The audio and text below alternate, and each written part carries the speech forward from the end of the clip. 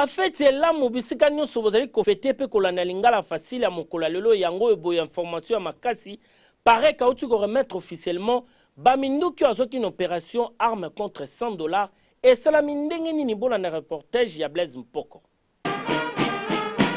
Indaki mabelelo na boulevard triomphal ya Kinshasa esika pasteur Daniel Ngoyi Mulunda na bandeko ya Parek babetaki final ya campagne munene o esalamaki na ville province ya Kinshasa oyo ezalaki arme à feu contre $100. Campagne oyo ezalaki réussite totale et bimisi plus de 12 090 armes à feu.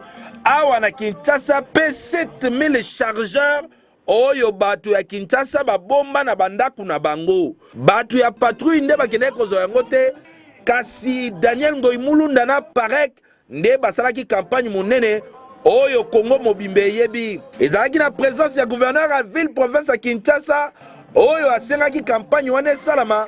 Deuxième vice-président de l'Assemblée nationale, ministre de la Justice Luzolo Bambi, ministre de l'Intérieur national, paix provincial, bango nyonso bazalaki elongo na bourgmestre ya commune ya Kasavubu. Basali ya Nzambe ndenge na ndenge na bandeko ya Parek bazalaki wana. Défilé à kafu et salami kuna avec impact na idéologie.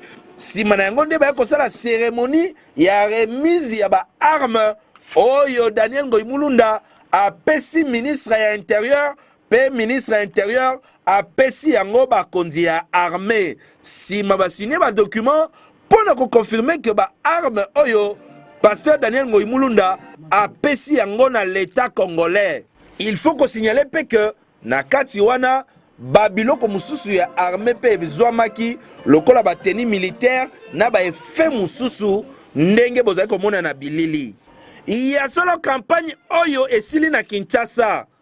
Papa Daniel Ngoyi Mulunda kolemba te tozana 11 provinces et tambula ba province nyonso stratégie ekosimba minduki ekosila na Congo na biso pe restauration de l'autorité de l'État oyo lobamaka na français ekosala makitako na République démocratique du Congo. Tala lokola campagne oyo esili oyo bakokuta lisusu na minduki surtout que Luzolo Bambi azalaki wana bakomema ye.